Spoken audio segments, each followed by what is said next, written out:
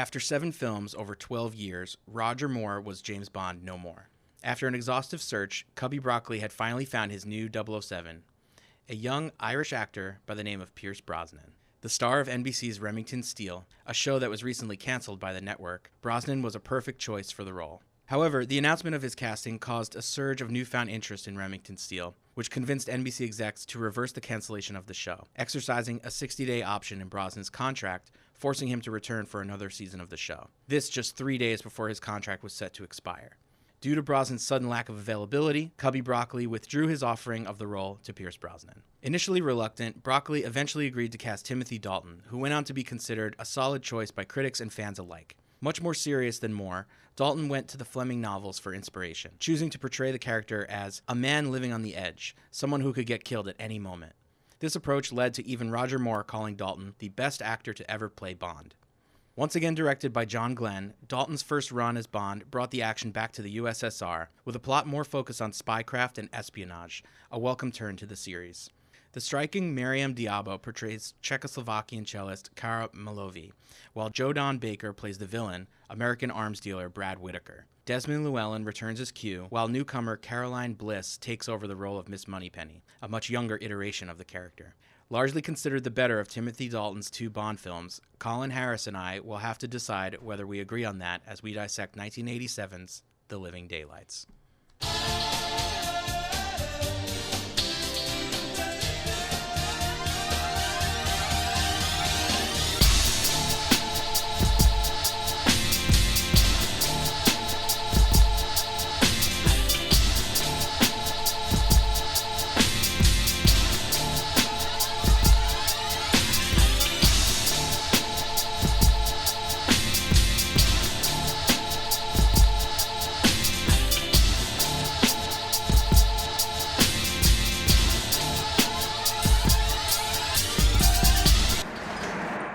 Something we're making for the Americans.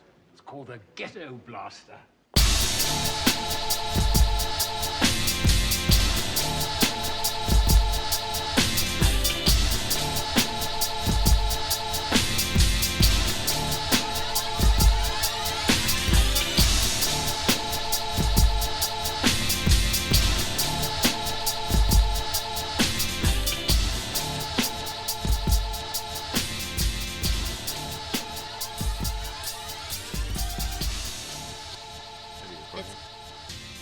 Clicking.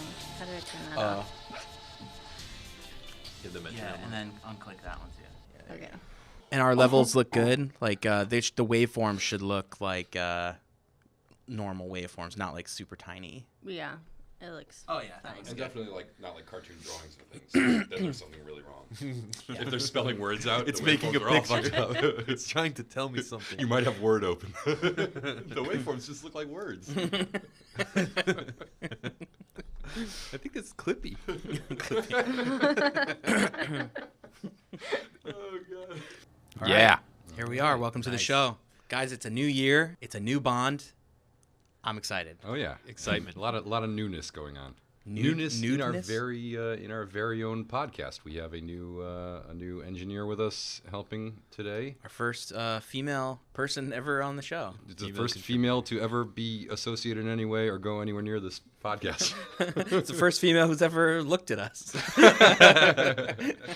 We've got Alex here helping us out. Say hi, Alex. Hi, Alex. Great job. And, You're doing a great job already. Nailing it so far. We've got a new beats composer, a second appearance from Tim Got Rhymes. His handle, Tim Got Rhymes. Solid Yeah. remix. He's the same person who did one of the songs for the Spy Who Loved Me episode. Mm-hmm. Our closing song, our credit Yeah. song, if you will. And us. We're back. We're the same us, though. Sorry, We're guys. the same. Not Sorry. much has changed. I'm very similar to how I was then. Mm-hmm. Yeah, but we've got some new fans also that have been reaching out to us. Thank you guys. Oh, that's right. Yeah, we got how many? 3 fan I emails? think we got some real fan emails right now. Guys, so- keep them coming. Keep them coming. Oh, you know what? You what guys was keep that talking. guy's I'm name? gonna pull up their names so we can Yeah, shout we're them gonna out. we're gonna shout out these fan emails because we got some real love from our many admirers. Yes. But we're here to talk about The Living Daylights. Yes. As Living Matt, Daylights. as Matt mentioned in his intro, this is we say goodbye to Roger Moore and hello to Timothy Dalton. Yeah. We also got returning director John Glenn, who directed all the '80s Bond movies. DP Alex Mills, I think this is his first one, but the writers, the usual writers, Maybaum and Wilson, A lot of the pieces. familiar faces. Same, Maurice Binder. Maurice Binder. doing This is the his last one, right? Titles, I believe this is his last turn at the titles, which What did- honestly, I it's, like this one. it's about damn time because he was just basically doing the same thing over Yeah, and it's the over same again, and stuff. this was like another generic entry. But the movie did very well for a new Bond coming in. It was $40 million. It was the largest budget, I believe, ever for a Bond film, but it also made $191.2 million, which is pretty damn good, That's and good. was a huge successful hit. Also did very well with the critics, and is still to this day widely regarded as a pretty solid entry in this franchise. So one of our first email was from a guy named Drayton Holmes. I love the name, Drayton. You Drayton sound like a Holmes. Bond villain yourself. Yes. Nice. Yeah. He said that his favorite part of the show is the humor and the Connery voice that I do. So Drayton, to you, I give you a solid suck my ass. Wonderful. Well, who else do we have? They're never going to top that name. Drayton Holmes. I Good played name. bridge with him, 007. I could see like He can't be an evil. evil corporation like Holmes, No, I think it would be like Drayton Max. Drayton Co. or something like that. Drayton Max. Yeah. They operate out of a volcano. Yes. Possibly on a moon base. When they're not on the moon base, Yeah. they're undersea layer. The commute up to that moon base is It is. It's Pretty a killer. it's a hassle because it's fine if you're an exec and you can afford a house nearby, but if you're like one of the peons Yeah. that has to live in Oakland, Yeah. I mean that's a long Yeah. long flight. Writing in from Sweden is someone named Patrick Permlid, and he says, "The man with the golden gun is Moore's best. Fight me." And we shall. We're going to Sweden soon. We will kick the shit out The of three you. of us against you. Get ready, Patrick. You're badly outnumbered, Patrick. We're here. We've I come mean, for the fight. Honestly, I've said everything. Your fjords can't protect you now. I've said everything I could possibly say about the man with the golden gun.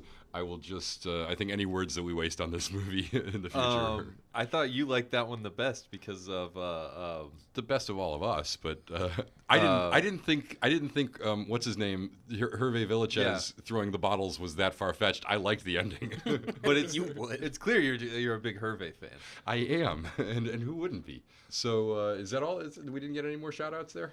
I think that was I think it. there was one more, but It might have been a Reddit comment. Oh, that's Oh, right. I got it. This guy says his name is Dermot88, and he says, "Love the podcast. Probably my preferred Bond podcast." Why he wouldn't just say Bondcast, I don't know. Keep up the good work, guys. The only gripe is that I'd love to have the first few podcasts in the same structure / critical eye as the newer stuff. Yeah, so that's a great point. I would love that too, except we're not going backwards. re-record. Let's do it. Yeah, we learn as we go. And maybe when we get done, maybe if they delay the production on the new movie a little longer, we'll Yeah. go back and revisit some of the early ones. I always say, like, much like the Bond series, our format is constantly changing and evolving and becoming. Yes. But unlike the Bond series, the best stuff was not front-loaded with the Sean Connery stuff. Those were our weaker podcasts. Whereas I think the Bond series itself had a lot of their stronger stuff then. I don't know. Do you remember Goldfinger when we were drunk when we recorded it? Oh yeah. That was probably gold. I mean, Goldfinger was in my No pun memory. intended. In my memory, it was pretty good. I feel like I didn't listen to that after the fact, so it could have been a drunken mess. those it was a nice martinis time. were solid. Yeah, we those we were should good do more drunk martinis. podcasts. I feel like we've gotten too structured, maybe. Anyways, on to the structure. All right. So should we hit the cold open? Yeah, let's hit the cold open. Oh, we Yeah. do have a new gun barrel sequence, so we should at least mention that. It's not significant in any interesting way. He just walks out there. It's a very muscular walk. It's a little stiff, but He doesn't drop down on the knee fully. He no, just not at kinda, all. like And bends he's not it a wearing little bell bit. bottoms. he just turns. He's wearing a modern 80s tuxedo. He's a little stiff. He And- looks super butch. An Oscar de la Renta, if you will. Yeah. He doesn't have that. He doesn't have that sweet, smooth sachet of Roger Moore. Let's We hit the start cold with open. some skydiving. Yeah. We start in M's office. Just kidding. It's an airplane. Yeah. Yay. And he's briefing some guys on basically a war games scenario.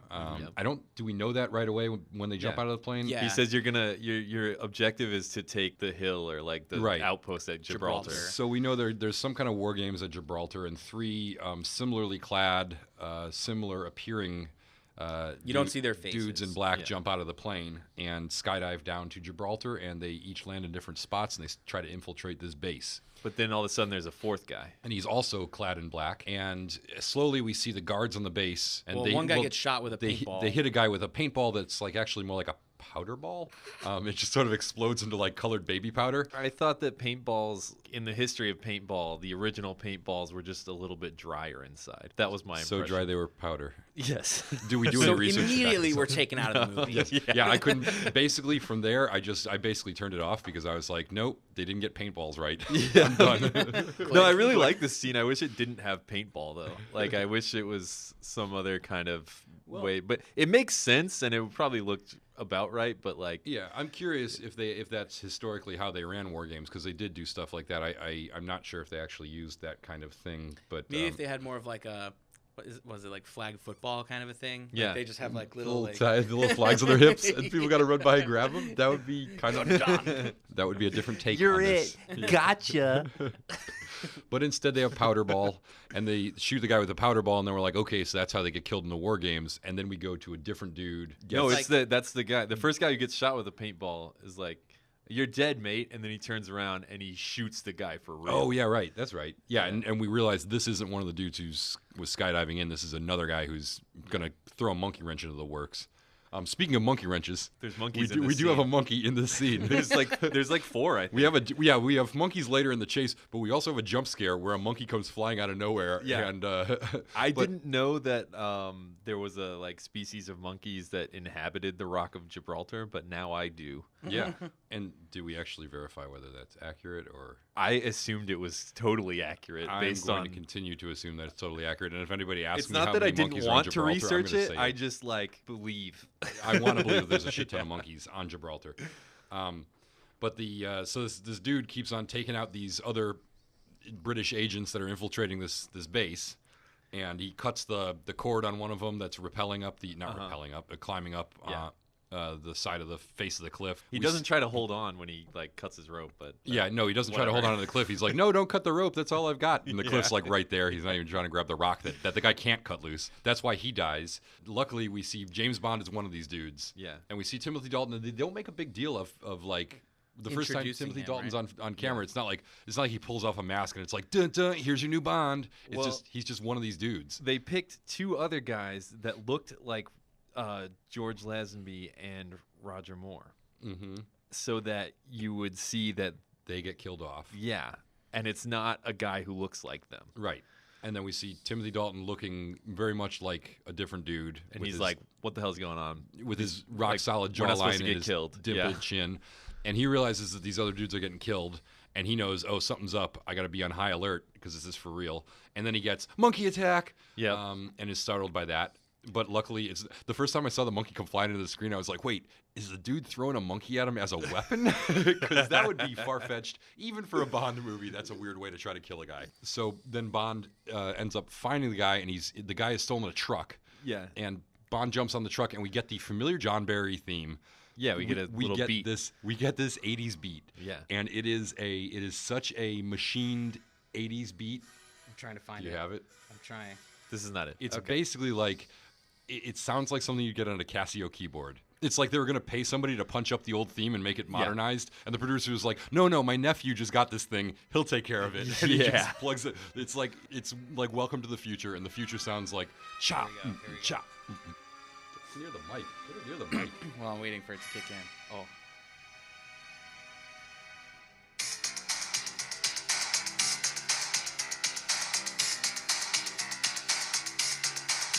Oh, yeah. So when he jumps on the back of the truck, the guy's speeding down the, like, extremely steep ridge. and there's explosives in the back of the truck. They try to shoot him with the paintballs. That obviously doesn't work. They also try to shoot him with the paintballs, but they don't try to dive out of the way of the truck. Like, even if they're shooting him with a gun, the truck still could run you over, dude. Yeah, I feel like you need to do the plot in 2 minutes to this music. God, it's so brutal. Yeah, so... Hold on, let me start it over. Oh, wait, so No, he's do you want me to... just doing the cold open still. Yeah, we're just on the cold open still. Forget the cold open. Just Okay. do the whole thing. Ready? All right, so James Bond, he's in Gibraltar, and his people get killed, and then he has to kill this other guy, and he's like, well, that's bad.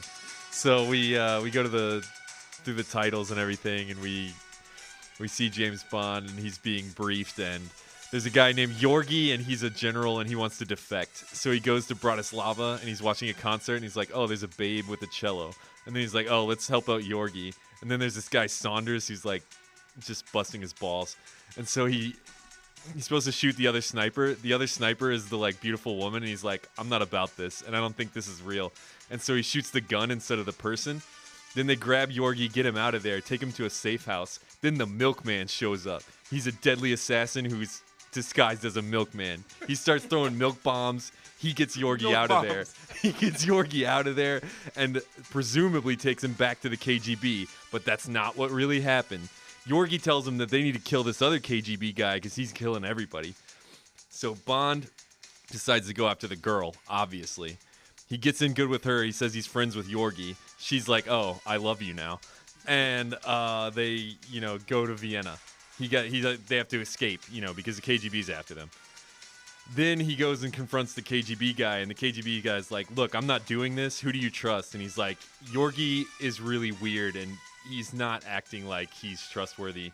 So then they go after Yorgi at this place of Brad Whitaker, who they found out Yorgi's working with, and he's like this weird arms seller guy. Then they go to Afghanistan because... Why do they go to Afghanistan? They follow Yorgi there. Oh, no, Yorgi captures them, takes him to Afghanistan, and then... Where he's trading diamonds for... Diamonds for $500 million worth of heroin. So then Bond runs up in there with some Afghan freedom fighters and just raises hell and kills the milkman, gets Yorgi arrested, then goes to Brad Whitaker's place, kills him, and then there's a concert with the cellist. And everybody's like, you did a good job. Perfect. Wow, nailed it. And then they have sex in the dressing room.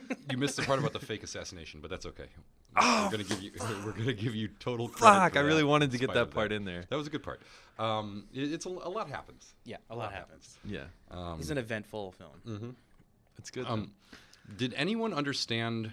So I'm going to backtrack just a little bit, just to the cold open. Did anybody understand what that dude was trying to do? Was he trying to steal an explosives truck? What was the goal there? Because he steals this truck, and then he drives out of the army base, and it's on fire, and there's explosives in the back. It's like such an ill-conceived... I don't think that was his plan. Yeah, He was just there to What kill was them his and plan? plant the. He plants a Oh, little he was note just there on to the kill guy it. that says the S word, the Smirch word. The Smirch word, yeah. Yeah, because that is what So he was Yorgi just paid there to him kill do spies. because Yorgi made Got up it. the Smirch thing so that Bond would kill the KGB guy. Thank you. I forgot that that's the whole thing that got the plot in motion, is that Yorgi's whole plan is to make it look like the KGB is starting to kill British agents. Yeah, Yeah. And Yorgi he is uses this guy to do basically it. like he's a bad guy and he's got a certain amount of power, but like his time has run out. The KGB has figured it out. So his plan is just to like roll with it, keep going with the plan and kill the KGB guy and just like whatever Yeah. happens, just keep turning everyone against each other. Just He's say it wasn't me. Basically a con man who's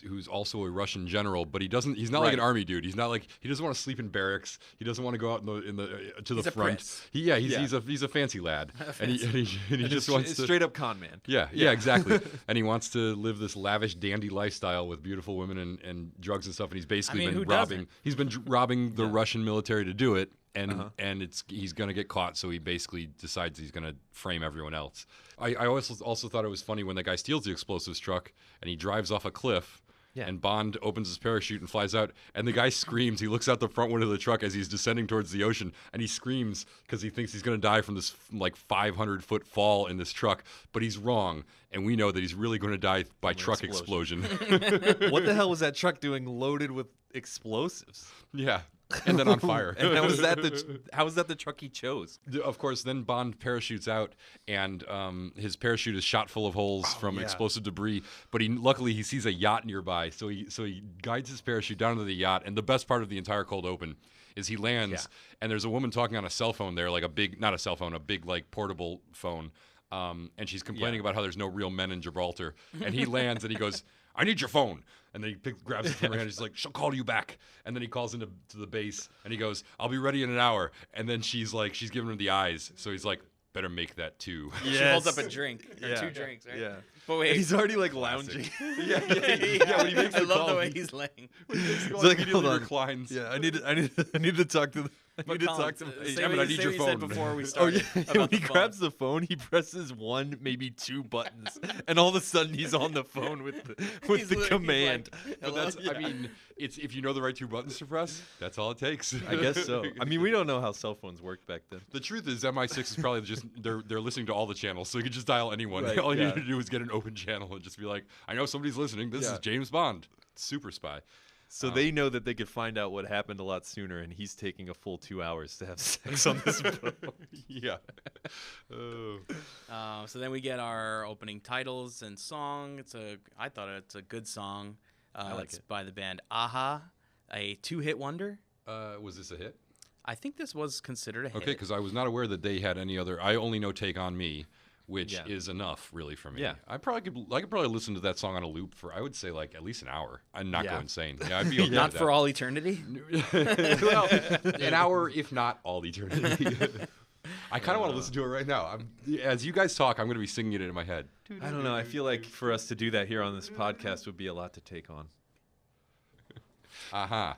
I thought the song was kind of forgettable and hookless, but at least now, if I ever get what are Hookless? 2 Aha songs in trivia, I will know that "The Living Daylights" is one of them. All it is Hook. I Well, like it. Then maybe it's too much hook and not It's- enough. I mean, couldn't tell It's where the hook rest of the ends. song that's weird. They're not all just like amazing songs. They just need to be good. It sets a tone, I think. That's- It feels very 80s. That's a very good of bar the to time. have. It doesn't have to be amazing. As long as it's It just not has to bad. Be good. Yeah. Just not bad. Maurice Binder's titles: "Dimly Lit Naked Ladies" and Except stuff for at moving the in slow end, motion. we actually see a girl, like, Yeah, she not has, in shadow. Like It's- rhinestone stickers on her boobs or something. Yeah. She looks very and there's still like naked. There's like a water overlay on the entire thing. Yeah, it's a little confusing because like the very last thing is this girl and she's like standing in knee-high water. She's pretty much naked except she has like some little stickers covering her like nipples and vagina. You can just say lady parts. Whatever. She's just pointing a gun at the water like she's like fishing for something. Like she's fishing with a gun basically, which is very weird. I guess that's supposed to be symbolic of what the Kara character was doing because she's just supposed to sit there with the sniper rifle, right? Like in the plan. Did we have any scuba in this one? Why was there such a, Unfortunately, no. why was there such a prominent water theme in the titles? I don't know. And water looks cool in the titles. They use water all the time. Yeah, once again, I feel like Maurice Binder basically he established what the Bond titles should be and sort of the tradition of them. But then he didn't really innovate much. And I feel like a lot of them felt really phoned in, and this is probably one of my least favorite of all the title sequences. So I believe this is his last one, and Really? I am looking forward to I think this might have been it for him, but I'm looking forward to I don't know enough about the seeing titles. I'm something- curious to see. Where seeing that I goes. can't something remember what new the in the titles from the future. next one look like, but I definitely remember the ones from GoldenEye because they have all that like Soviet stuff. Oh, in it. yeah, the statues and Yeah. stuff. What's yeah. GoldenEye? I've never seen that. Yeah, movie. exactly. Speaking of a time we do not know of. Must be, but The it must be future. something about the future.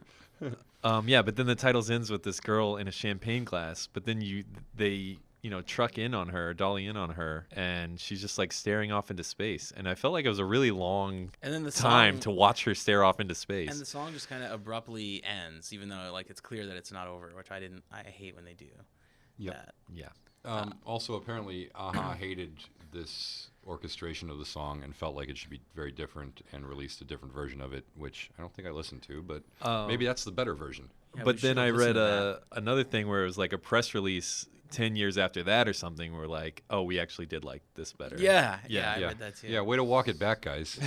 Have some integrity. Stand by your terrible opinion. Maybe that's why you're just a two-hit wonder. Yeah, if that.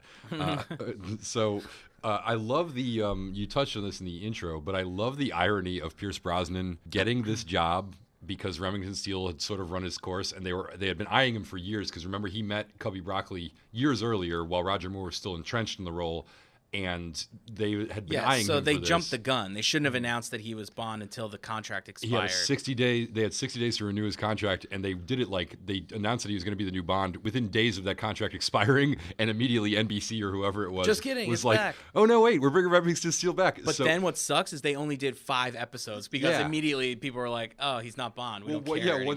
once he got hired back on Remington Steele, he couldn't be Bond anymore. So it's like one of those things where he could either have both the jobs or none of the jobs. Yeah. but really none of the jobs. Did you guys remember Remington Steele at all? No, Do you I know never anything watched about it. that? I've heard of it and maybe seen a scene from it, but I don't remember. vaguely remember. I'm pretty sure my mom watched it, but like before I have any memory. I was a huge fan of that as a little kid, and I remember like thinking, as a little kid who watched the Bond movies and loved James Bond, I remember getting excited when Pierce Brosnan was announced as James Bond because I'd been watching Remington Steele for years. Because it's based. So the story is this woman owns this private detective agency, but she can't get any clients because nobody wants a woman private detective, and they're like, you don't know what you're doing.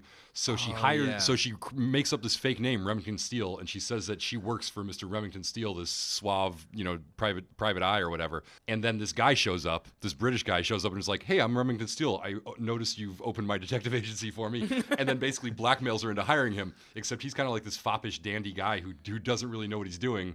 So she's like the muscle and he's the, kind of the charming con artist. That's great. It's a really interesting show. I haven't seen it since, in 20, 30 years, something like that. But I remember loving that show as a kid and just loving Pierce Brosnan and thinking, oh, man, what a perfect James Bond. Yeah, as soon as you started describing what the show is about, I remembered like, oh yeah, that's what Remington Steele By the was. way, if whoever owns that show wants, I can come in and pitch my remake idea. I think we should get a lot of mileage out of this. Yeah, NBC, whoever it is. Yeah, This whole podcast is just a launching vehicle for Harris's We're reboot ready. of Remington We're ready Steele. for a new Remington Steele. Yes, the world is ready. Yeah, I think the world is ready.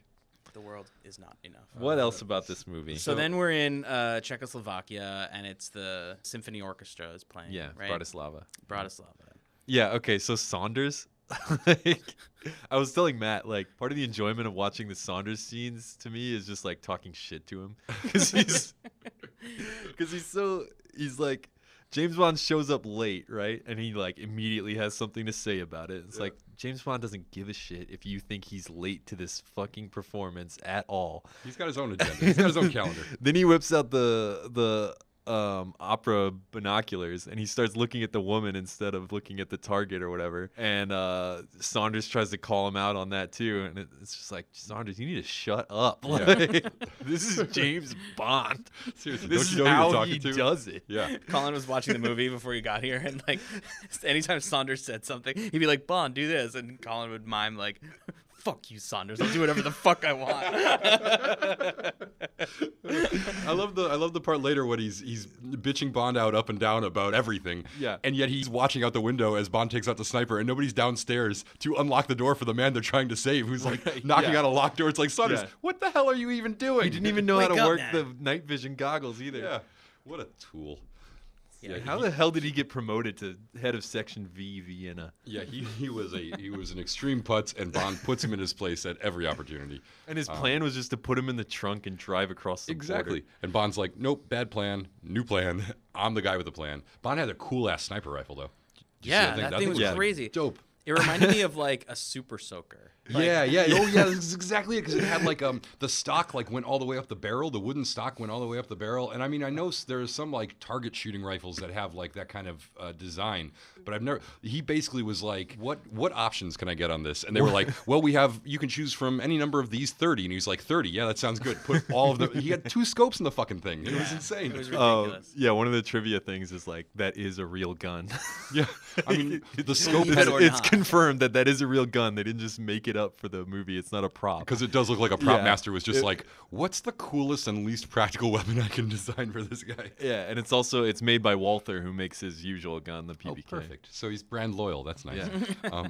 Speaking of being brand loyal, another famous brand Bollinger? thing. Oh, I was gonna say the car, the Aston Martin. Oh, comes yeah. The back, Aston right? Martin's back. Yeah, and it's a pretty cool looking. When I saw the car, I was like, wow, that's like one of my favorite looking Bond It's cars. not the DB5 though. It's like a newer thing, right? Yeah, I think it was It's brand new. it's a The V word, I Vantage- think. vintage, something like that. Colin's got it. He's looking at it right now. We're looking at a picture in a book. Oh, weak. It just says Aston Martin. Calling Sorry. your James Bond book sucks. Your encyclopedia of James Bond Well, is it's inaccurate. It's in here somewhere. All right. Well, don't worry about it. We'll get to it. It's a cool car. Yeah. We're not on the vehicles page, but if I go back to the vehicles section, it'll tell me somewhere. The But it's vehicles a big chapter. book. So we have the return of the Walther, the return of the Aston Martin, the return of the Pall Mall cigarettes or whatever he smokes. The return of Q, the return of Moneypenny. Return of- Oh, no. yes. No, not a return of Well, Moneypenny. the Yeah. character's back and still hot. Or hot for the first time. Yeah. This time they decided to dispense with the talented actress and just go for somebody who was a nice piece. So we get She decided that what she was going to do with the role was to have Moneypenny wear glasses, and that would give her something to do. I wish you were making that. I wish you were making that up, but that's actually true. That's She was like, exactly I'm going to distinguish my Moneypenny by wearing glasses. She is not. I feel like it's an amazingly good choice. So it's nice that Colin's crush on Moneypenny transcends who plays her. It could be it's a crush on the character. It could be your grandma. It could be some person they basically just pulled right out of the modeling agency and was like, never acted before? Perfect. That's Right. probably how they found Yeah, her. Yeah. exactly. Right, it's good. She's good. I mean, she has some lines and stuff. Yeah, she does. She's in the ghetto blaster scene. Yeah, that's a good scene. Yeah, Q. Oh, that scene! I love that scene. Starts with Q researching the other possible KGB assassins that this woman could Female, be. yeah. Female, yeah. And he's like, "Oh, I'm just coming up with a list of female KGB assassins. The first one is a woman who suffocates people with her thighs, and the second one is a little girl who uses an exploding teddy bear." Which is funny because later on we do get an assassin who woman- suffocates people yep. with her Yeah. thighs. So while we're talking about the women of this movie, let's talk about the women of this movie. Hey, as it turns out, I don't know if you guys were aware of this, but Miriam and Olivia Diabo aren't the same person. Are they related? Because I know they're not the same person. Who? They There's another actress named Olivia Olivia. Dabo, and she was in Conan the Destroyer. Yes, and Yeah. a bunch of other movies. She was actually, I think, had a slightly more prolific career. I had a But- huge crush on but her the sh- first time I saw Conan the Destroyer. Oh yeah, and she was like 15, so that's on par with you. You like the grandmas or the Well, I was, or the I was young like girls. less than 15 then. This is always your excuse, Colin. That's not my. Come on. No, I like that you balance it out by liking the old lady too. Wait, but so they have the same last name, but You they're just not like the related? extremes. I don't know. No, they are related. She's Oh. they're like second cousins or something. Oh, wow. Miriam is about 10 years older than Olivia, but they look shockingly similar though. They look very much the same. I can I'm tell the looking her difference, up. but they both look really good. Yes, they And are similar. They are very attractive. They are both, I think, very good actresses. I thought Miriam was good in this. Yeah. I've got no complaints. I thought she was like, I always complain about the good girl Bond girls being kind of boring and the actresses not being that talented, but this is, I think, an exception for me. I thought that she was one of the better ones. Yeah, I feel like they could have given her even more room to do? do stuff with it. But it also is a little confusing. Her and Bond's relationship gets a little confusing at times. Right, because she spends the entire first half trying to get back to her boyfriend Yorgi, Yeah. who she doesn't understand. So this is sort of gets into the plot a little bit. He basically orchestrated a fake defection to give bad information to the British. Right. And that's what Bond and Saunders are there helping him defect. And to sell the deception of him defecting, he says that there's going to be a sniper that's going to take a shot at him. And he gets his girlfriend, what's her name? Kara. He gets his girlfriend Kara to be the sniper, even though she doesn't know what she's doing. And Bond correctly assesses that she doesn't know what she's doing and decides not to kill her. He decides just to take out the gun, and later Saunders finds gives that him it's- shit about Is it. it 'cause that, Saunders or is it a just that dick. she's hot and he doesn't want to kill Well, her? he says afterwards It's that girl both. didn't. He said afterwards to Saunders, he was like, that girl didn't know which end of the barrel or which end of the gun to point. And then later he finds out that she was shooting blanks.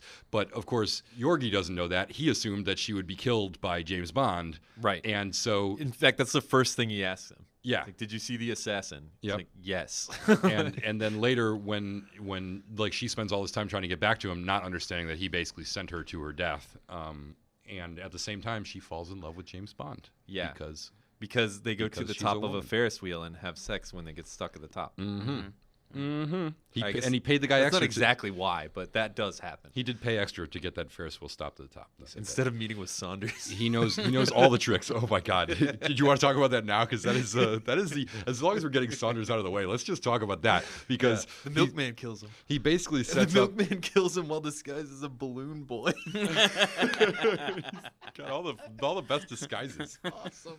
He sets his meeting with Saunders, who has come to respect him and now wants to be his ally. And of course, then he no-shows for the meeting and leaves Saunders waiting there forever, which allows the milkman to set up an assassination. To be fair, Saunders said, meet me at the cafe by the Ferris wheel. So Bond was on a date, and he was eventually going to go to the cafe. And he does. Yeah.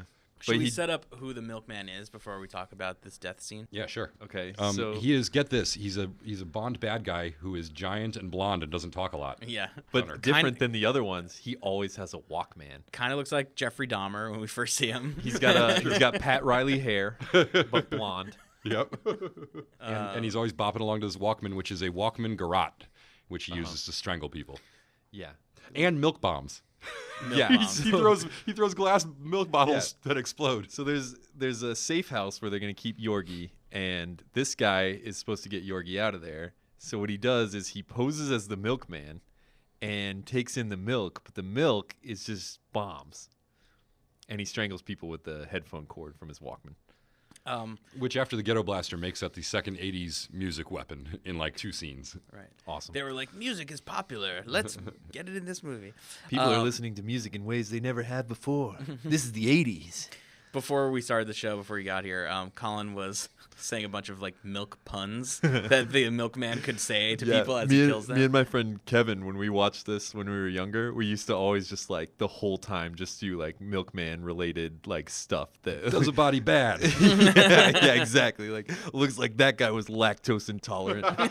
I was texting him about doing the podcast, and I was like, yeah, that milkman is cold-blooded. He's going to make some of these guys a little bit more than 2% dead, if you know what I'm saying. And then I remember when we were watching got pasteurized. Yeah, exactly. Oh, you took it. I was going to do it.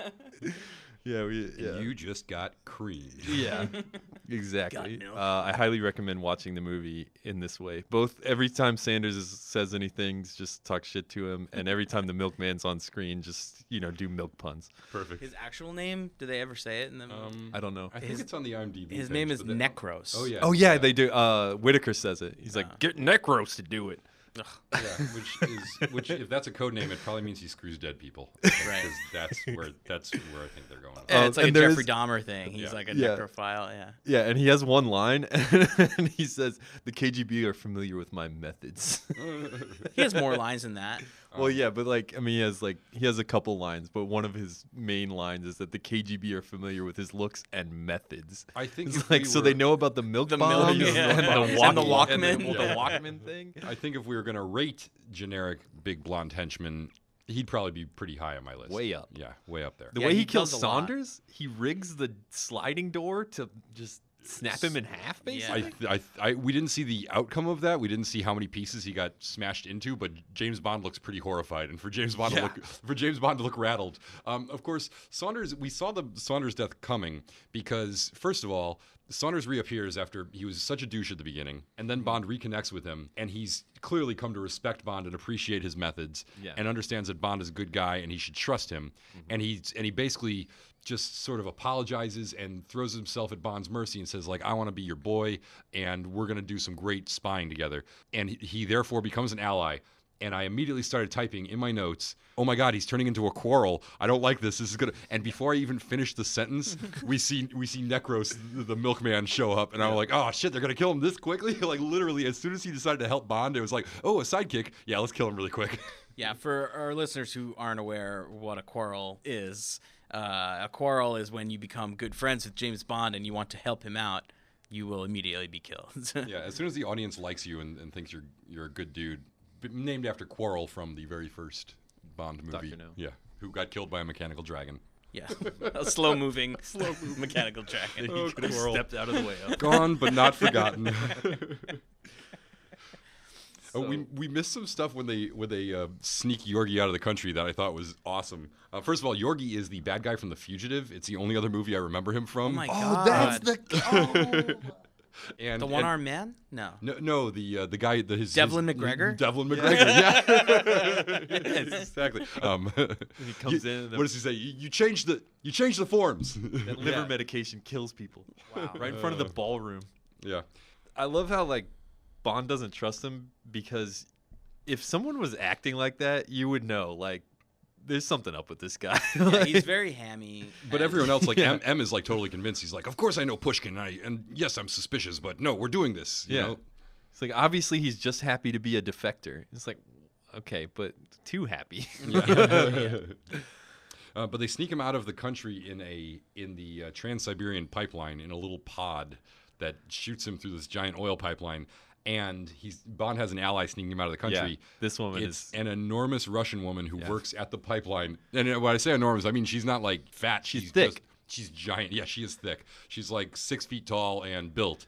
And basically, The first shot of her, she's crouched down like this, and then when she stands up, she like purposely goes like this to show that she has enormous breasts. Yes, She has big yes, and which isn't just a misogynist Bond thing. It actually is a plot point, Of course. because she uses her enormous breasts to distract her supervisor later. She unzips the top of her jumpsuit and basically mashes his face into her cleavage so he can't see all the alarms that are going off. Basically, yeah. More than basic. That is exactly this what is she does. She specifically grabs him by exactly. the head and shoves his head aggressively into her breasts. And he's running out of oxygen, and he doesn't even fight back. He's like, I'm into this. No. Colin, I just confirmed it. She is from The Fifth Element. Yeah. Do you know? Oh my do you god! remember who Oh she my is? god! Yes. Oh, totally. Yeah. Oh, that's amazing. She's like she's got something going on, you know? Yes, and she's very effective in this role. If she grabbed you by the head and put your face in her boobs, like I would betray my country. as this man, you would as at a least be supervisor confused. does. Yeah. But the best part is when she's done, when Bond's escaped, she immediately stands up, she slaps the guy in the face, zips up her top, and is like, What kind of a girl do you what think I kind, am? yeah, what kind of girl do you think I am? Yeah. And marches out of the room, leaving him very perplexed. Hard blue balls. Oh, speaking of Alex is severely regretting her choice in coming here today. Alex, do you have any comments on this? No, I don't have any comments. Okay. Here at Bondcast, James Bondcast, we try to be as misogynistic as the James Bond movie is as possibly. I think we try to be a little woke. I also think we try to be woke. in very hard territory to stay woke in. Yeah. Speaking of which, there's only one thing that I noticed that I think was really bad in this one. When he's talking to Moneypenny, and she says something about her Barry Manilow collection, and then he leaves. They're shooting him from the head up. But did you hear? Oh, yeah. There was like an ass slap in there, We right? we talked about this. Oh my God! So that was just like all done with sound effects. It's entirely possible it never actually happened, but there's a very distinct ass slap sound as he's walking away. They could have been like, low-fiving. I think you just went like this. Yes. I guess. I was kind of like, I guess we live in a different world now.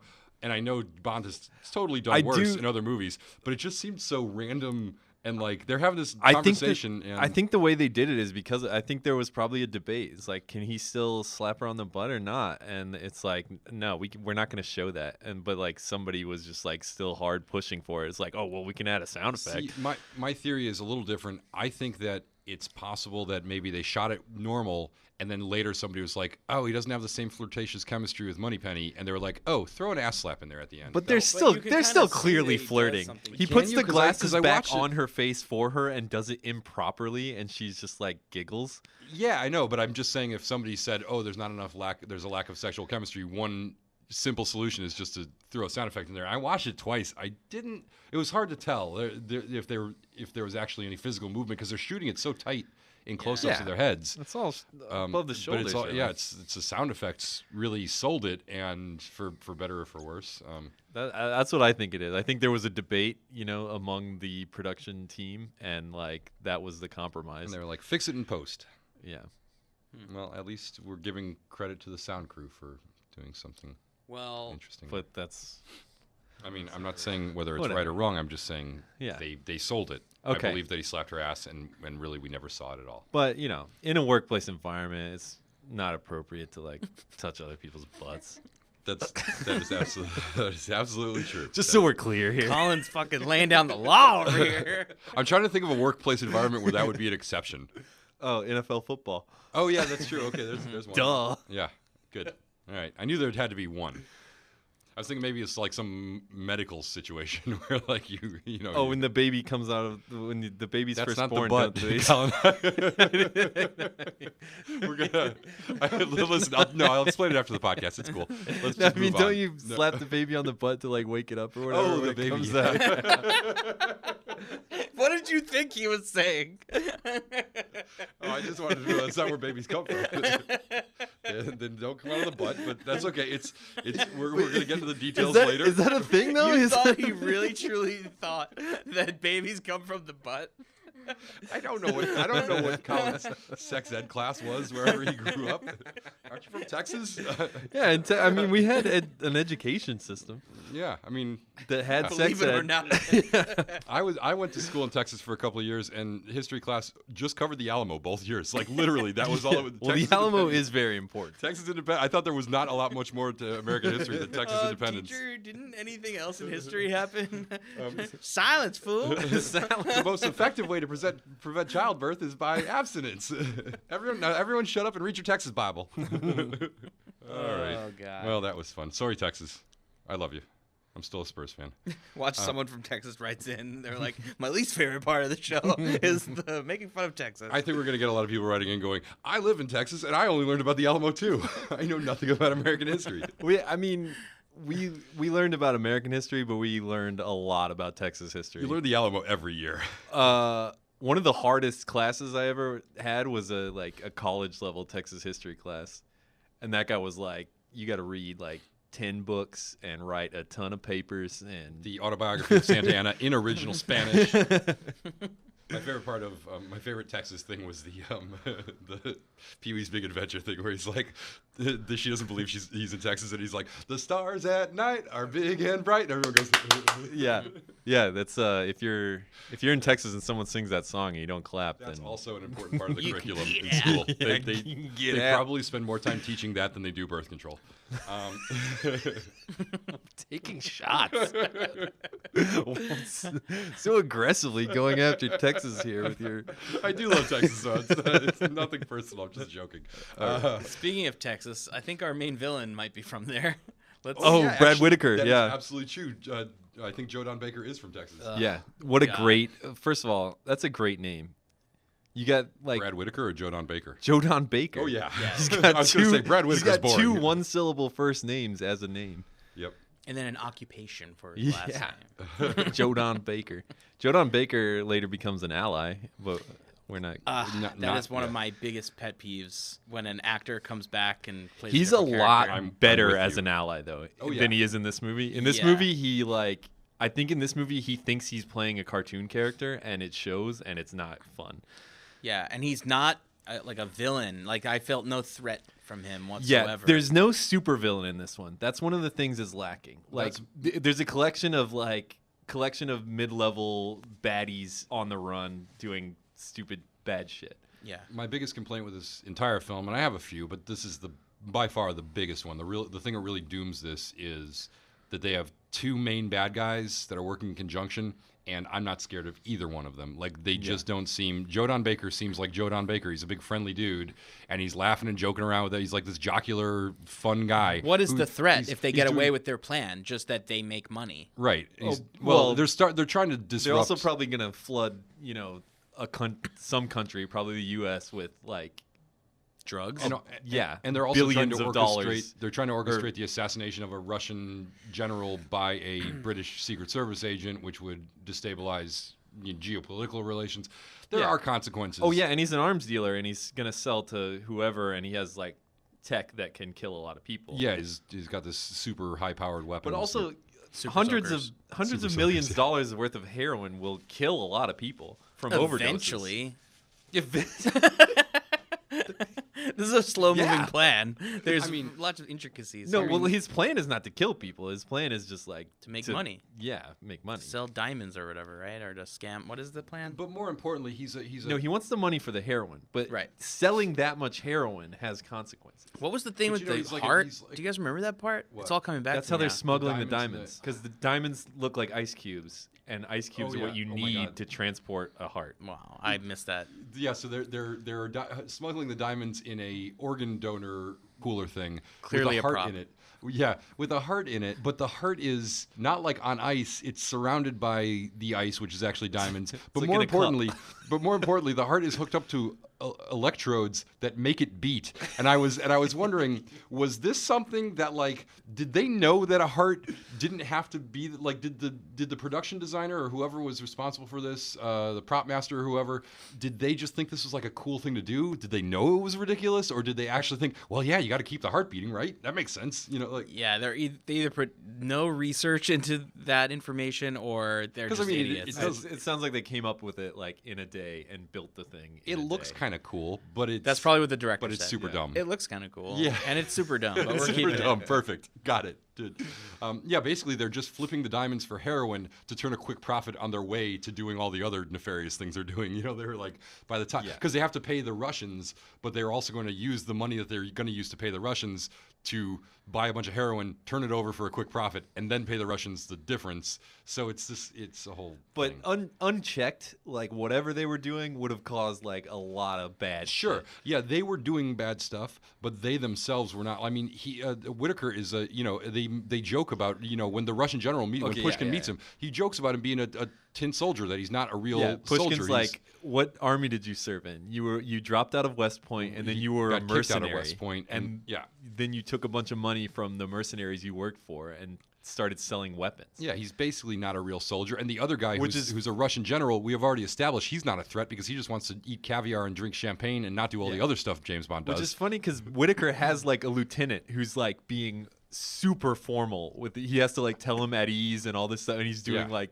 the perfect like marching steps and he's all got that. a private army of pretty well-trained dudes. And they have their own uniforms, their own fake uniforms with Yeah. awards that he won. Yeah, it's a lot of stolen valor there. Yeah. A lot of stolen valor. Speaking of valor, what did you guys think of his museum? Oh, his wax museum hilarious. of him Yeah. as all the great tyrants of history. Yeah, I thought that was it. They don't really like make that clear 100%. No, but you could not. I didn't catch it the first time because they only showed a couple of them, and then they showed him, and then I was like zeroed in on him because he's basically impersonating one of his own wax figures as a joke. Yeah. Because this is the kind of bad guy we got, the kind that like He's stands still to so pretend like he's a wax figure because he's basically just a big clown. Yeah. But yeah, then later I was like, oh my God, that's Jodan Baker as Hitler. That's Jodan Baker as like he's got like It's all Hitler, these Attila Genghis the Khan. Hun, Genghis Khan. Caesar, Genghis Khan, Alexander the Great, and one other. Yeah, all sorts of famous. Oh, Napoleon. Military guys. But I thought for sure that this museum would come into play later on, and like does. they. Well, he gets crushed to death by a bust of some Wellington. Greek, British general. Yeah. Yep. I guess I meant in the gag sense, like that. So we saw him in the beginning standing still, pretending to be a mannequin. I thought he would do that again at the end to fool Bond. Like little a guy with golden the gun golden gun. thing where Yeah, it's like, oh, yeah. it's not Napoleon, it's Bond, and he's shot. That would have been clever than what we actually got, which was lame. But what do you expect when you've got when your two bad guys are these two nincompoops? I do think he got his Waterloo, or he found his right. Waterloo. Yeah, or he whatever. dies on the Waterloo. He has a bunch of models of famous battles, and he dies on the that he's Waterloo constantly one. like playing with. Like Yeah, he plays with toys. Yeah. he plays with toys. He wears a fake. But they have uniform. real explosives. He's also got a cannon in his little museum that actually is loaded and fires later by remote control. It is. and he has he keeps guns in drawers that are just like fully loaded, ready to go. Yeah. It's aggressively dumb. But Jodan Baker is really good when he comes back as a good guy in Goldeneye. Yes, he's more suited to being a good guy. I just want to know. I guess we'll get into it when we get to that movie. But like, how did that even happen? How does that happen? How do you like hire the same actor? They've done it several times. They did it with the guy who played the British ally in You Only Live Twice. You Only Live Twice, and then later came back as Blofeld. Yeah. That's true. And they've also Forgot done it with about one that. more that I can't remember who it is. Well, they've done like small time like cameo things, Yeah, but like they've done it those with don't that, bother me so much. But, I mean, no, I'm with you though. Like, I mean, I guess on the one hand, Jodan Baker was better as an ally. Yeah. But for consistency's sake, it would be nice if they didn't have him reappearing, basically And looking so exactly like soon. himself. That's I know what it's like kills me it was too. like two movies later. away. Yeah, but that's like 10 years though. Or no, it's not 10. It's what is it? It's 96 for almost Goldeneye? It's 97? 9 years. Yeah, 9 Yeah. years. It's almost 10 years. Well, I guess That is that's true. I yeah. guess. And it's a different Bond, so I guess he gets a pass. And his teeth are a lot whiter later, I think. His teeth are very yellow in this That's one. Hollywood, baby. Yeah. Yeah. What did you think of the gadgets in this one? We got Q Branch, we got the Ghetto Blaster, and the Yeah, it's good. and they got a lot of mileage out of The this car key chase fob. scene is one of the best car chase scenes in any of them, I think. On the It's ice. it's one of the most humorous ones. It's like a silly, funny one, but it's still pretty good. What did you think of the car chase? I thought the car was cool with the skis, but Yeah. underutilized. It kind of goes by so fast. You don't really get a good shot of what it's doing, and then it's over. Well, do you think the car chase is separate from the cello case sliding down the hill scene, or is that all one scene? Oh, it's all one. Okay, then it's awesome. It's I Yeah, love that. yeah. scene. Well, I'll say that the cello case definitely bumps up the average of the whole chase cello sequence. case part is amazing. Yeah, that's great. The car chase itself, I agree with you. I don't think there's enough outside the car like driving stunts. They rely almost entirely on the gimmicks that are built into the car. Like he's got all his little gadgets and buttons that he presses and stuff. True. And they use a lot of those, and that's cool and everything. But I wasn't really blown away. Especially like he uses the laser to basically separate a vehicle that's chasing them from its wheels, and the top of the car falls off. Where That was cool. But he could have just used that laser to pop one of the tires. He actually Yeah. goes out of his way to avoid hitting either of the tires to cut the Yeah. car's body free from And the then he's chassis. still pretending like he's not a secret agent with a like supercar, so he's like, "Oh, it was rust damage or something." Yeah, like- yeah, because he's got Kara in the car. I also loved just in all these movies, That's- everyone knows who James Bond is. Right. They say like when the bad guys are having their they're talking about their plan or whatever, and they're like, yeah, we'll kill. They'll send their best spy, James Bond, to kill Pushkin, and he's like, oh, James Bond, I don't know, they just know who he Is is. he the best Yorkie knew spy? who he was already. Well, let's take But out our Yorkie list was of. in the KGB. Let's take out our list of English spies and rank them in order of 1 to 100 because we know them all. Look, what's the stat line on James Bond? He had a really good night last night. It's like 3 kills and They have and like 4 baseball attempts. cards, Yeah, but it's like all exactly. spies. Yeah. Oh, James Collect Bond them rookie is all. worth some serious money now. James Bond rookie card. Tops. makes Yeah, it. but that's one of the things that's confusing about the whole relationship with him and the girl is like, okay, your car definitely has missiles. Who are you again? No, she's not. She's Just like a friend of Yorgie's. She's like, okay, you still know Yorgi, and I'm still safe if I'm with you. Okay, we're Yeah. good. Do you want to have sex at the top of this Ferris wheel? Yeah, I thought the car chase was more gimmicky than exciting, but I did think the toboggan cello case thing was So awesome. Oh, it was so awesome! It's like that's just the kind of thing. Like if Roger Moore was doing that, I probably would be shitting on it. But with Timothy Dalton, I was like, oh yeah, this is awesome. I can get into this. That is a more gag for Yeah, sure. they basically they open up a cello case and they each sit in either side of it and slide down this hill while uses they're the being cello. chased by Machine as a runner. gun wielding guys on skis. the and, usual. Yeah, the usual fare. Yeah, but it does. They do totally pull it off, and she holds up her passport, and they ski right through the checkpoint. Yeah, that's the best part. Yeah. We have nothing to declare except the cello. Do you want to talk about Felix Leiter? Oh, I do want to talk about Felix Leiter. Yeah, it seems like you have a lot to say about him. Yeah. No, my number one question about Felix Leiter is, could they not license actual members-only jackets? They had to give Felix like the knockoff members-only jacket, and it was like not a real one. He's wearing this Members sometimes. some members and some not. Yeah.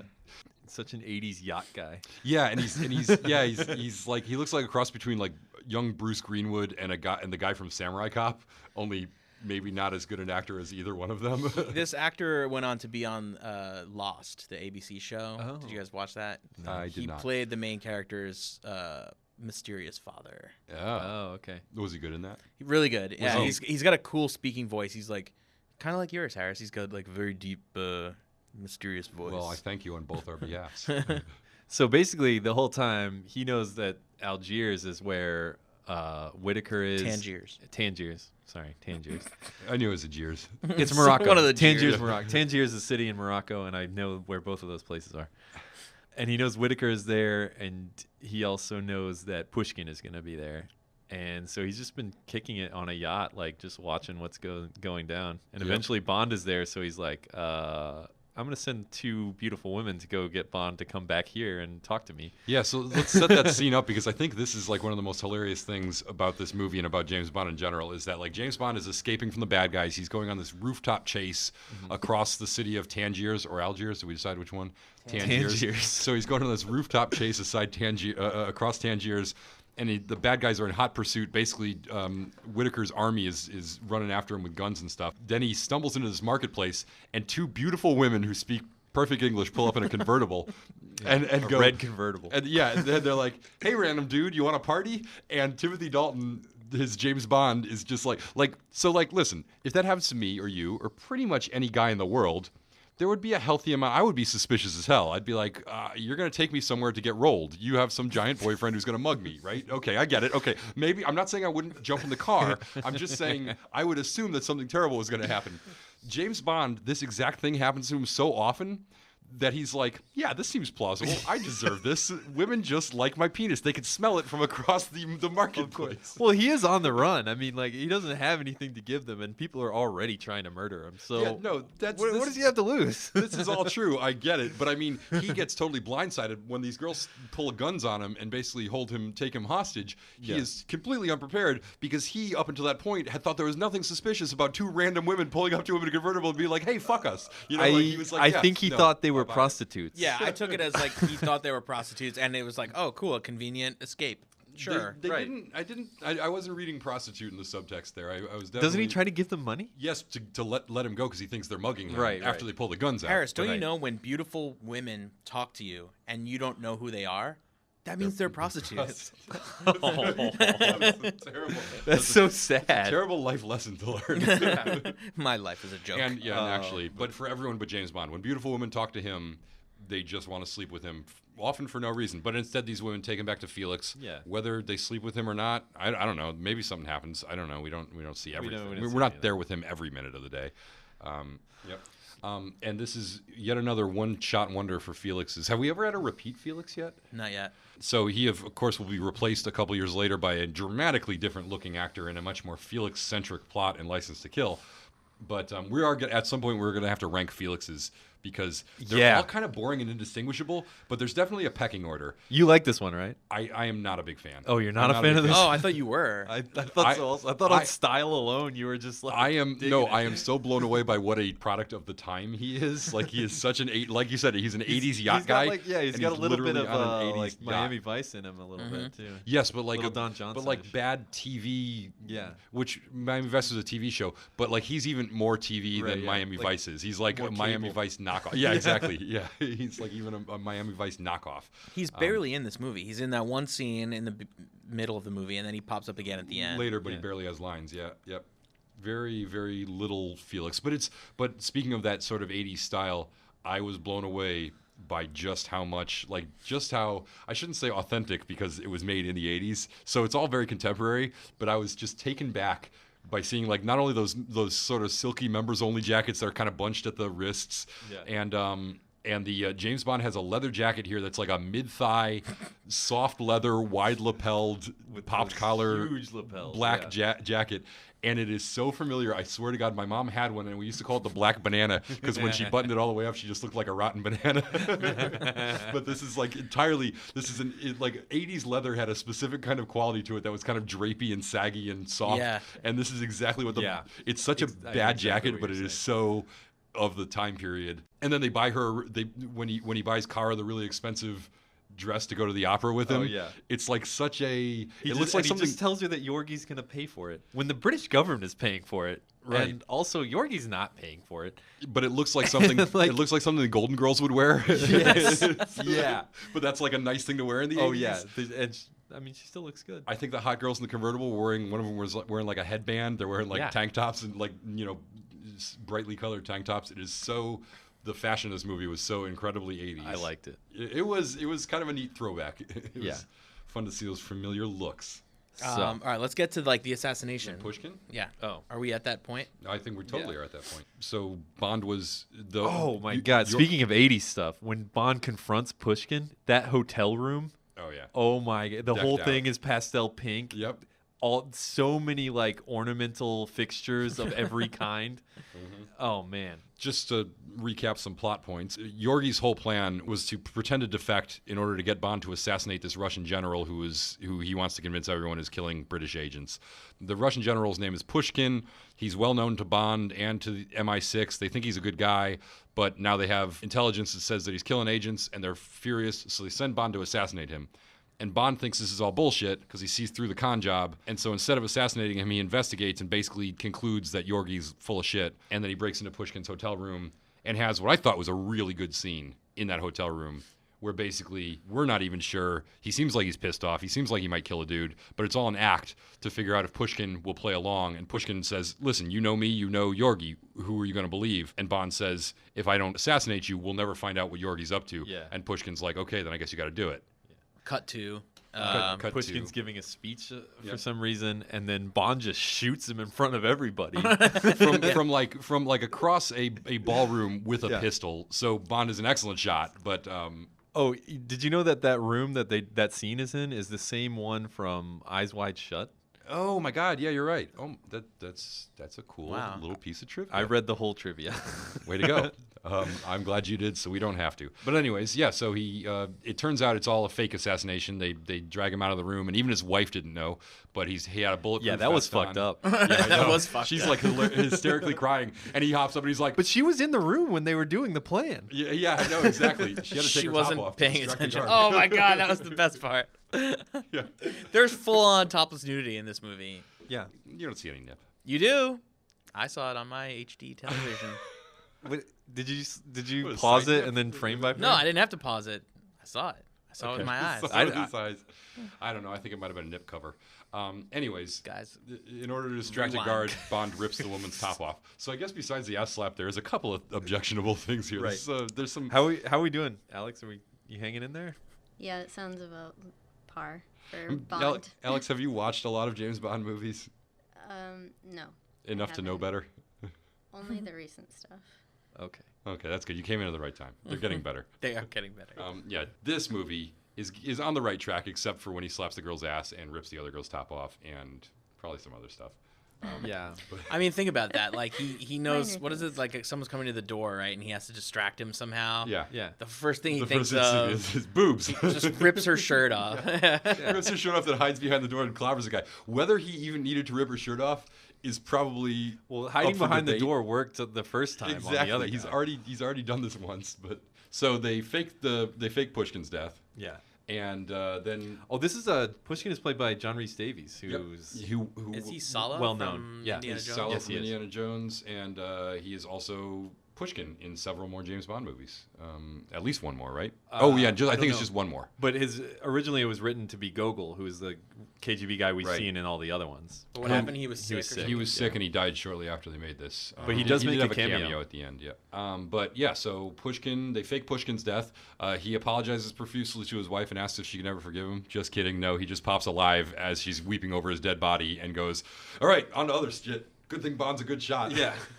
He ignores her, right? Yes, he basically just is like off to better things. This is the one time I'm thankful that James Bond is a good shot. He's like, "Sorry, baby, I'll explain later." So because of this, Yorgi and what's his name, Brad Whitaker? Whitaker. Oh, Brad Whitaker. Is it Brad Whitaker? Is Brad? Yeah, Whitaker. Brad Oh, Whitaker. man, not a It's good not, it name. doesn't. I know. It sounds They like a guy. They should have called him Joe Don Baker. It does sound like a guy you knew from school. Do you remember Brad? I think he's Brad married Whitaker? now. Did you hear Brad Whitaker died? Not Brad. Not Brad. He was an asshole. No. You're thinking of Brad Johnson. Brad Whitaker's still in accounts receivable. Oh. Yeah, he probably wishes he was dead. But anyways, so they go on their journey where they're smuggling the diamonds. Bond and Kara. Learn the names. Learn the name. Kara's a tough one though. I feel Why? like. I don't It's just know. not. It's Car with an A. It doesn't have a. It's not a pun or a double entendre or anything. Oh, Yeah, come right. on. Right. Yeah. You could have called her like the cellist. Yeah, but I don't know. She's so much more than that. I don't know if She's also an amateur sniper. Yeah. But they smuggle the diamonds to Afghanistan, where they are selling them. Well, wait. So you forgot that Yorgi convinces Kara that Bond is a KGB member. Yeah. So she poisons him with something in his drink, and that's how they get Bond. That's a good scene too, Yeah. because that caught me by surprise. Oh, that's a great scene. Yeah. And she's good in that. She realized you can tell she's up to something and she's confused, and then you can tell she's like, "Oh, I fucked up." Anytime a beautiful woman hands Bond a drink, my first reaction is, "Ooh, there's probably poison in that." But then, like in situations like this, I'm like, "No, why would she poison him?" And then it got me. I was like, "Oh, it was the whole thing," and it sort of develops slowly. So, But then he's like, takes her arm where she got hurt from when he shot the gun out of her hands, And he's like, I know how you got this. And she's like, how do you know that? And he's like, I was the shooter. I'm not KGB. Yeah, before As he passing out, he passes manages out. to convince her. Yeah. Then they get to Afghanistan, and Yorgi turns both Bond and Kara over to the Mujahideen, who are... No, he's oh, no, going to right. imprison It was them the, in the KGB jail. Yeah. And they break out. And They break out along with a random dude who is in the jail who helps them a little bit, and it turns out he is the head of the leader, Mujahideen, and they are basically like sort of. It's kind of funny because this dude is his name's Cameron Shah. Yeah. He is a tall, charismatic, Western-educated. Oxford.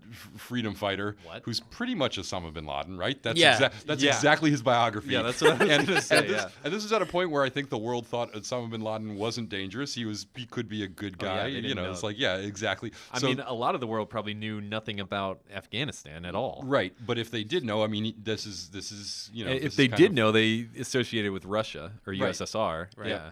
So basically, the people that America ended up fighting, the Al-Qaeda. yeah, the Al-Qaeda, the whole Afghanistan war, The Taliban. the right? Taliban, Taliban. yeah, Yeah. those are basically Bond's allies and the good guys in this one, Yeah. led by his In this movie, they're hella good guys. his buddy, the charming and articulate Osama bin Laden clone, Right, yeah. Cameron Shah. So it's funny to watch this in like 2019. It's the worst part is the final scene where they show up at intermission to the concert, and he's got two guys openly carrying weapons. They're like in a Vienna opera house and or he something. complains that he had trouble getting through airport security. And someone else is like, yeah, I bet. that joke would never fly yeah. today. Oh, the fight with the prison guard was also awful, right? I mean, with a chair and the baton and I thought he was gonna get stuck with that pointy thing, but Yeah. he didn't end up getting stuck. Yeah, with the pointy thing. it was like one of those things that you put little Post-it notes on Yeah. at work or receipts at a Oh, restaurant. yeah. Except it was like about twice as long and like very pointy. At that point, it was like, I know he's gonna like escape by fighting this guy. So It was lame. It was a lame fight. But they used the key fob, the exploding tear gas key fob thing. that thing gets a lot of action in this. Yeah, because basically it's activated by whistling. And if it's like, what is the song? I think it's that You know, one. like the British song. Yeah, that one's the tear gas. And then if you do a wolf whistle, It's an exploder. Yeah, exactly. So, anyways, they use that to tear gas these guys, and then they get into a fight with them, or not tear gas, stun gas. And Right, then it they stuns you for 30 seconds. then they escape with this dude who turns out to be the head of this, band of Afghan freedom fighters. and But then, that guy's in good with the heroin dealers. Right. And that's how they find out what the plan is. and then they basically go and raid the airport where Bond pretends to be one of the heroin henchmen guys of the heroin people. Right. So he's carrying the heroin in. He gets C4. Is it opium? I thought it was opium. or Opium heroin. makes heroin. Technicality. It's a it's an opioid of some sort. It's drugs. It's bad. Drugs. It's raw opium, which could be used to make heroin. Which should be used to make heroin. Anyways, and Amongst other things. the guy immediately has C4 with a timer, and he's like, Where did he Bond's get like, the bomb, anyways? Bond's like, I need C4 with a timer, and he's Oh, like, okay, right. I can procure that for you. Yeah. yeah, in like 15 seconds in the middle of the desert. He's like, oh, let me check my. Nope, must be my other. There's a pocket. bomb Yeah. store right around the dune. They're on horseback. They're not even in cars. So They got more anyways- bombs than cars there. That's Yeah, so anyways, Bond sneaks into the shipment, and then he sneaks onto the plane, and then he tries to steal the plane, and then the milkman jumps in, and they have a fight. And Oh, but when does all hell break loose and all the Taliban guys come? It's when he's Bond, when he starts to steal the plane, they just all show up and right. like shit And one hits dude the fan. shoots a rocket launcher underhanded, which I've never seen before, like a shoulder rocket launcher, and he shoots it like as he's riding a horse. They're all on horseback. Out and of he's his riding a armpit. horse, and he shoots it like out of his armpit. It's like, what the fuck? When Yorgi tries to jump on the plane, when he runs up and he tries to jump on the plane as it's moving down the runway, and he just falls off. It was like the saddest thing ever. And I was like, that pretty much sums up this movie. Like anything that might have been cool is like totally undermined by how lame and incompetent these villains are, and how like not dangerous they seem. They seem like clowns. They both seem like Yeah. idiot clowns. But for me, I actually laugh, so I'm liking it. You know what I mean? Like I mean, I kind of laughed and groaned, and then I was like, but it doesn't. You know, there's just no stakes if the like, guys are so dumb. when clowns aren't funny, it's worse. But when clowns are funny, it's better. It works. Yeah, I guess they're funny clowns, but I mean, I like both those actors, and I thought they had good chemistry. I wanted one bad guy that I was afraid of, and You or can't, scared of. Can't always get that, though. I'm just like let down. I think Joe Don Baker's character is like it would have been cool to have like a megalomaniac arms dealer, someone who like dresses up like that and like plays with toys. Like he could have been way more insane and way more threatening. But he's just kind of. Is he even in that desert scene at all? No, he's not. He's still in. He's just chilling in Tangiers Tangiers the whole time. Or Georgy Kozkov could have. He's a freaking Russian general. He could be a corrupt Russian general Yeah, that actually isn't like a dandy fop. You know. What if they were the same character and like he's masquerading as Brad Whitaker or something? Like Mr. Big. Yeah. Oh my God. Yeah. Yes. 100%. That would have been cool. When we remake this right? movie, that's what we're doing. But making actually making that Brad Whitaker character better would have taken like another hour of movie time when it's a 2-hour movie. So probably. all his scenes take place in that one like room. The mansion. Right? The They mansion. shot him out in like 3 hours. Yeah. There's a pool scene. Yeah, he's. Oh yeah, there's. I feel like he's in other places. Yeah, I but don't it's know. all in the mansion. Anyways, the Milkman and Bond get into this fight on the longest runway ever. It takes the plane about 3 hours to get to the end. The Milkman is scary. He's like a creep. Yeah, He's the best villain in the whole Yeah, movie. exact but he's a henchman. A tall, blonde, Okay. hulking Yeah. Got it. henchman. And then Bond actually. This is another ridiculous thing. So how did the Milkman even get on board? Because the two planes are headed. There's a plane landing at the same time as Bond's plane's taking off, and there is a Yorgi is following them in a truck with the Milkman in the passenger seat. And they're chasing Bond. Yeah. And Bond's plane takes off, and the other plane goes under Bond's plane and lands. And the Milkman jumps out of the truck. How does he get onto Bond's plane? The door was open. He left the door open. He jumped from the truck that's chasing them into the plane that's in the air taking off. Well, yes. Yeah, it's science. Yes. Yeah. The physics make no sense. It was Because we don't see him. he wasn't fully off the ground when he made the leap, and he has tremendous leaping ability. It was. Cue it up. It was. This plane was off the ground enough for an entire other plane to land underneath it and still not be on the runway. He made the leap like It would have. he to made be the like, leap while like the front wheels were up, but the back wheels were down. It would have to be like a plane somehow went between Bond's plane and the truck that the Milkman was on. And somehow, in that time period, he jumped from the truck onto the... We don't see him jump onto the plane, and the reason why we don't see him jump onto the plane is because it's one of those gags where they're on the plane and they think they're safe and sound, and then he comes out of nowhere and grabs them from behind, and you're like, how the hell did you get on the plane? And it's like the only problem with this is usually when it happens, they do it in a way so that like he could have stowed away somehow or, whatever. He left the door open. It's impossible. And he leaped The off physics of there. make no sense. It just doesn't make sense. It's We don't very know upsetting. about the Milkman's leaping ability. Did you see his karate moves when he was in the kitchen killing the guy with the frying pan? It's absurd. There's no amount of leaping ability unless it was like an ejector seat that launched him out of the plane. But we see him jump sideways out of the truck. It's absurd. You know what really would have helped him out in that plane fight scene? Milk bombs. Yes. Absolutely. Yeah. He would tore that plane up. Oh, and once Bond thinks he's got the plane secure, why doesn't he defuse? Why does he try to defuse the bomb? Why doesn't he just throw it out the plane? I don't know. Because they have to use it to help the Afghan freedom fighters. But he didn't know that. No, yeah. Well, the writer of the movie The knew writer that. of the movie did. I did think the fight on the cargo dingleberry hanging out the back of the plane was a little too long, but it was actually exciting, and it was good because It you saw was. real Yeah, stuntmen it's hanging out of pretty cool, the yeah. back of a plane onto a dingleberry. So it was pretty neat. Where are we at? We at the end? So that's it. Yeah, we're at the end. So then they fight on the dingleberry. The milkman falls to his death. He's holding on to Bond's boot, and Bond just cuts the boot off of it. Very Slowly. slowly cuts his laces off, and at no time does the milkman ever think, hey, maybe I should be hanging on to something that he's not Like cutting. literally, he's holding the boot, and the net is like right next to him, the Right. cargo net. He And could just yells, no, please, I really need the boot. And then It we don't was, get to see Bond run around a lot with one shoe on, which I think would have been interesting. Yeah, But- that Oh yeah, I bet you he has a shoe like back in the next scene, and we didn't even notice. and the Jeep, he opens up the parachute on the Jeep, and it goes flying out of the plane. Yeah, that doesn't make sense. Yeah. You know what I'm saying? So the plane's gonna crash. So just drive the Jeep out of it with a parachute. Yes, it's another questionable physics. Bad ending to this section. They did have their seatbelts on though. I heard him tell. I heard him And tell her there's- to put a seat. And put then a we seat- have the traditional assault on the on what's it, Brad Whitaker's Yeah. lair, which felt like a credit cookie to me. It's like totally disconnected. It's not connected to the. Yeah, but that scene needed to be short, and it was. That's true. That is true. It's And- not a great scene. Yeah, it was. It's okay. brief enough. Also, does Whitaker say that Lee could have ended the rebellion at any time? Because General Lee was fighting on the side of the rebels. No, so- that's not what he said. He's talking about the other general. Is this because they're British writers that they don't?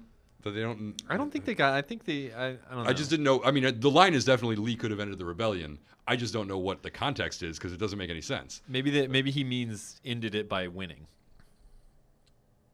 Ended his own rebellion by winning. Yeah, once you win, once the rebels win, That is a semantic They're not rebelling clusterfuck, against but I anything guess anymore. I think you're tactically right. Yeah. I don't think that's. there's no longer anything for you to rebel against once you've That's toppled true. the authority. That's true. So I guess Right. any end. I to a thought you guys rebellion. only knew Alamo history. So Bond kills Whitaker After he gets some with of a the super wolf weapons. whistle, Oh, Whitaker has basically another super soaker with a a shield. a shield on it, Yeah. a gun with a shield. That attached reminded to me it. of the guns. Do you guys remember American Gladiators? Yeah. And they would shoot like the balls, and it had like Tennis a big ball guns. Yeah, those that are may awesome. be where they got the idea, Yeah, maybe. or maybe this got the idea from that. The scene's a little silly, like with like he's supposed to have like crazy technological innovation, but it comes off looking like he has like a lot of toys. you Yeah. know? Speaking of American Gladiators, I watched the first episode of the Titan Games. Have you guys heard about this show? I have not. What? It's The Rock has a new show on Oh. NBC where it's like very much like American Gladiators. Like he gets like people from across the country who are like strong, and like he pits them against each other in like competitions of like strange Feats like of strength. feats of strength, yeah, whatever. And it's very much like American Gladiators, but like not as fun at all. Like I don't know, Oh. uneventful. That was disappointing. What does this have to do with James Bond? No, I'm curious. No, I mean, like we're talking about American Gladiators, Oh, so okay. I'm going to talk about Yeah. stuff. Yeah, No, we can that's segue fine. some American good. Gladiator I'm good. adjacent stuff in there. I'm down. I liked American Gladiators. I always thought I'd do really well in that because even though I'm in terrible shape, I am really big, and a lot of those like activities that they do on any of those sort of athletic obstacle course type shows, just being like a foot taller than everyone else is really helpful. Yeah. Having no upper body strength would probably hurt me, but I think on the balance I'd be somewhere in the middle. Wasn't there one where you had to like hang the whole time and then pull the other person off of the like? Yeah. I liked when they fought with the giant Q-tips. That was my favorite. Ah, I love that. The joust. Yeah. Yep. They look like a marshmallow ends. Yeah. What if there was a combination of American Gladiators and Charlie and the Chocolate Factory? Like if you lose, you fall into a river of chocolate. Yeah, like the sticks with the fuzzy ends, they're like mallows and like I the- like it, except that like there's no way you could do that and have all that stuff be hygienic. You'd immediately get a bunch of hair in the chocolate and just Yeah. random dust bunnies and stuff, and you don't want to eat Ah, that. people, It'd be like people are disgusting. you'd be surrounded by food that you couldn't eat. pubes. Exactly. You'd have chocolate covered pubes everywhere. Don't fall, or you'll land in the river of pubes. That's so gross. It's just a bunch of hair. So we've gone from Charlie and the Chocolate Factory to like a Cronenbergian horror show. Like body parts. Just the visual of a river of pubes is very comical. Like, just imagine. Don't worry, it's a soft landing. Soft and stinky. Oh boy. Oh my. Well, Lord. we'll put that one on the maybe list if we're ever pitching shows. See, Colin, it's all about the tangents on this show.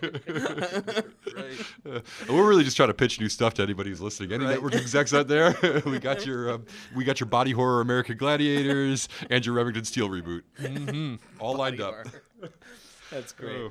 So yeah, I thought this ending was super lame for a variety of reasons. Not the least of which nothing was connected. Even the fucking button sucked because then it's like we get done with the Whitaker thing, and then what's his name gets arrested. He doesn't even get like killed. He doesn't even fight Yorgi. Yorgi just gets taken back to Russia, arrested, and thrown Yeah, into jail. so lame. But wait, don't they say a line that like kind of refers to like they're gonna kill That him? they're gonna kill him, yeah. But Yeah. it's like he's still walking out. He's still walking out with a big smile on his face. KGB He's waits for talking no one. himself out of it. Yeah. And then we get a button where they go to the opera, and then or she's playing at the symphony, Kara, and then she goes back to her dressing room thinking Bond is off on a mission, and he's actually there waiting for her. But the fact that the Afghan guy shows up at that place is just that's where I draw the line of all the silly, stupid shit that happens. It's like, no. Yeah. The guys are wearing those like belts with the bullets on them Bandolier. Yeah, they're wearing bandoliers. in the opera house. Yeah, they're just dressed up like Pancho Villa for some reason. Yeah. What? And then what is the button? The button is he's in the dressing room and they bone. And they kiss. yeah. No I mean, joke. They kiss and they presumably bone. Is there a clever line? I forget. He said, "I wouldn't miss this show for the world," or something like that. Yeah, I don't know. It was something lame. It was awful, and it didn't connect to either of the two endings. The big one, other one. It's just ugh. All right, I think we're ready for a double O scale. Yeah, let's double O this bitch. Did I go first last time? I think you might have. Yeah, I went last time, so I can go first this time. Yes. You know, this movie, I don't know, didn't really do it for me, but like, there's nothing really wrong with it. It's just kind of boring, I guess. Oh. Yeah, I don't know. It didn't connect with me for some reason. Granted, I kind of half watched it towards the end there. I was a little distracted. I have a baby, guys. So you know what? I'll be fair in my judgment of this film. I think I give it like a, I don't know, like a 5, 005. 5? That's Yeah. so low. Yeah, Go ahead, Colin. that's all I got. I want Harris to go, because this is going to be low also. It is going to be low. So that's why I want you to go ahead, before Colin. I'm me. telling you in advance. You better bump this one up a little bit. I'm gonna 10. I'm gonna bump it up too much. Yeah, I mean, you know, full disclosure, I'm juggling between an 8 and a 9 right now, and I'm trying to figure out if I want to say 9 or 8. My This is a God. personal favorite of mine. The Walkman, the Ghetto Blaster, the Milkman, Saunders' stupid bitch ass. I think I would have liked this better if I'd watched it with Colin. Yeah, it's always better when you watch it with Colin. When he cuts a hole in the ice lake with his flat tire, that's not possible. Brilliant. Brilliant, but impossible. But smart. If it was possible, it would be really intelligent. Yeah, I just really don't like that the guy shows up at the. I mean, you don't wear bandoliers to the fucking opera. You can't wear bandoliers to many places. There's really only a few places you can wear. I think in Ohio. That's my biggest grudge. Yeah, I mean the villains are cartoon characters, but like you can't let that kind of thing go on. Like somebody has to put a stop to it, and James Bond did put a stop to it. The bandoliers? No, the Yorgie's, you know, con man antics and Brad Whitaker's like Bullshit. toy soldier bullshit, and the creep show of the Milkman. Somebody had to put a stop to all of it, and James Bond did. He did. And we saw him do it, and we saw him do it with style. I thought Timothy Dalton was good. I will say, like, the first time I ever saw this, I was like, this is weird that it's a different guy. But now watching it, like, I love the faces he's making when he's using a fucking cello as a rudder to, like, go down a mountain while being chased with ski guys with guns. It's got a really good, because Timothy Dalton went more serious, and because we're still coming right off the Roger Moore ones where a bunch of silly shit is still happening, it's got a really good blend of the serious and the comical. Give us the fucking score. I'll give it a 9 because I Oh know my because I know God. because I know Harris is about to give it a 2.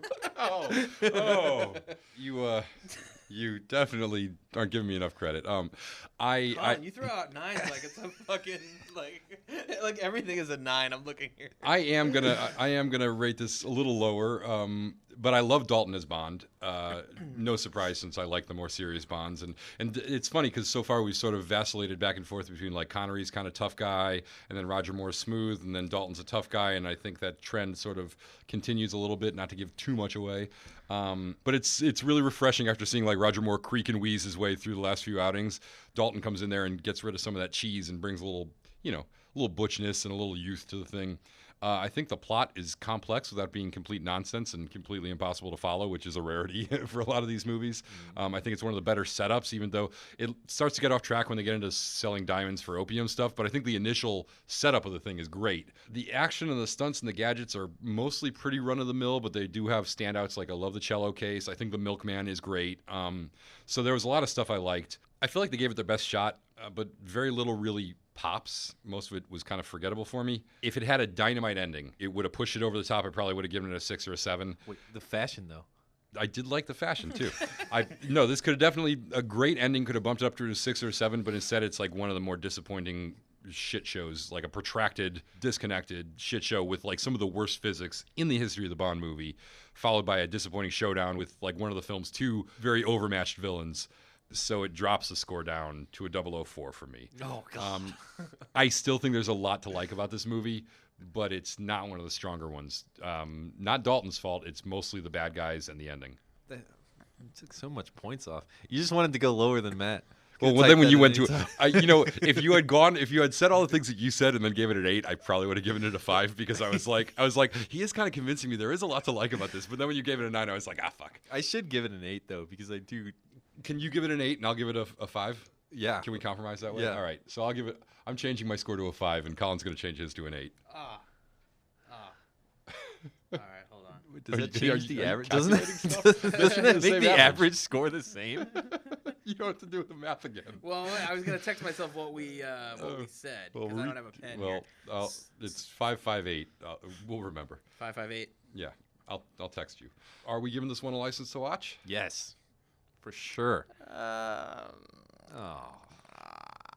don't. I It's would. 2-1. I would skip this. I'm on board with the license. Even though we gave it the same score, I will disagree with Matt, and I think this one's got a license to watch. 2-1. License to watch. If you fall asleep before the ending, don't feel the need to turn it back on. We will just tell you how it finishes. The beginning is way better. Like Yeah. the first half is better. I did like Dalton, though, for like a first-time 007 entry. I mean, I loved Roger Moore's first movie, too.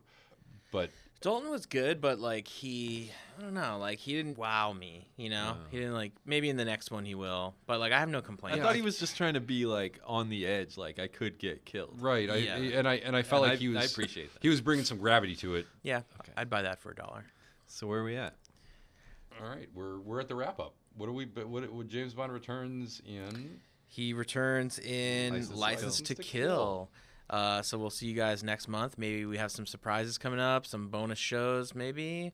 Hopefully. It's 2019. It's a new year, guys. We got some new shit coming your way. Thanks for listening. And keep sending us that hate mail. Yeah, As send always. us, Thanks for send us listening. mail. Send us mail. Rate us on iTunes and give us a shout out on social media. If you love us, tell the world. And thanks, Alex, for coming in here and working with us today. And thanks, thanks. thanks Tim Got Rhymes for doing our beat. Yes, thank you. Cool. All right. Help us spread the word of Bond. And until next time, James Bond will return. Don't get pasteurized.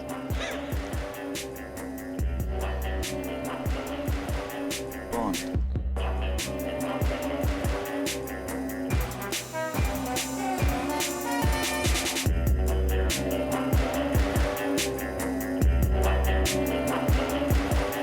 Bond.